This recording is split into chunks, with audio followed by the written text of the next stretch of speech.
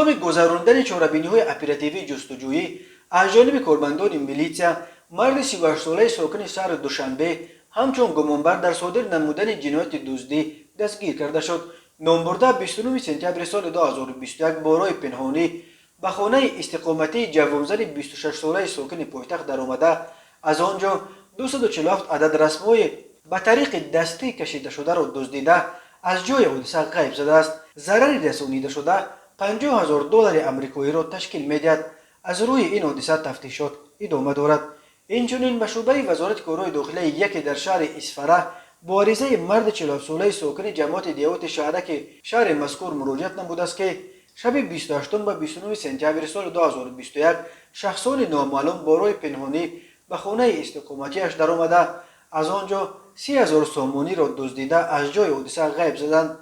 هنگام گذراندن چهاربینی‌های اپراتیوی جستجویی از جانب کارمندان میلیتسیا،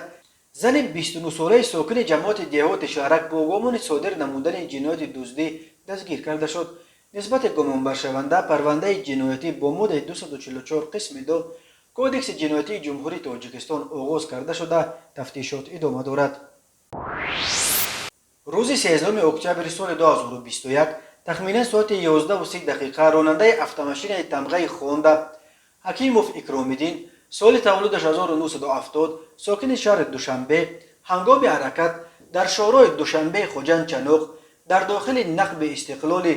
جماعت دیهات انزاب نویه عینی از عهده اداره نمودن автомашین نبرآمده به قفای автомашین تمغه مرسدس بنز که به قربانوف بختیار یولداشویچ سال تولدش 1992 ساکن نویه یوون تعلق دارد و در حالت کارناشایم قرار داشت برخورده است. در نتیجه مسافر автомашین تمغه خونده با بوکلان و زلیخا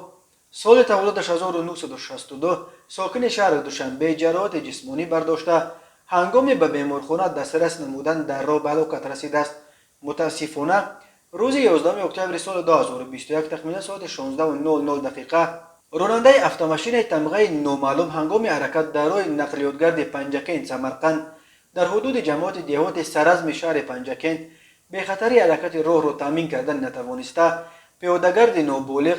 کریموف قابل سال تولدش 2006 ساکن جماعت دیهات سرزم شهر مذکور را پخش نموده از جای حادثه غیب شده است. در نتیجه نابالغ کریموف جراحت وزنین جسمانی برداشته در جای حادثه به هلاکت رسیده است. در نتیجه گذراندن چهاربینی‌های اپراتیوی جستجویی از جانب کارمندان میلیتسیا، راننده автомашین تمغه اوپل استرا توقیف رفشنبک سال تولدش 2000 ساکن نویه کوشونیان دستگیر کرده شد. به شعبه وزارت کارهای داخلی در شهر وحدت با عریضه زن 48 ساله ساکن جماعت دیهات عبدالواسیف شهر مذکور مراجعت نموده است که روز 13 ایول سال 2021 زن 35 ساله ساکن جماعت دیهات عبدالواسیف بارای فریب به باوریش درآمده از او اجرت‌های خانه استقامتیش واقع در کوچه 20 سالگی استقلال شهر وحدت گرفته وعده داده است که حجت‌های مذکور را درست کرده می‌دهد، اما خانه استقامتی را با مبلغ 263,000 سامانی به دیگر شخص فروخته مبلغ‌های به دست آورده‌اش را به منفعت شخصی صرف نموده است. همزمان به شعبه وزارت کارهای داخلی یک در نویه شامنصور با عریضه مرد 41 ساله ساکن نویه مذکور مراجعت نموده است که سال 2014 در نزد بنای استقامتیش مرد 44 ساله ساکن پایتخت که پیش با ماده 247 کودکس جنایتی جمهوری تاجیکستان سود شده است بارای فریب به باوریش درآمده از او $50,000 آمریکایی گرفته از این مبلغ $14,000 آمریکایی را برگردانیده باقی مانده مبلغ $36,000 آمریکایی را تا حال برنگردانیده است.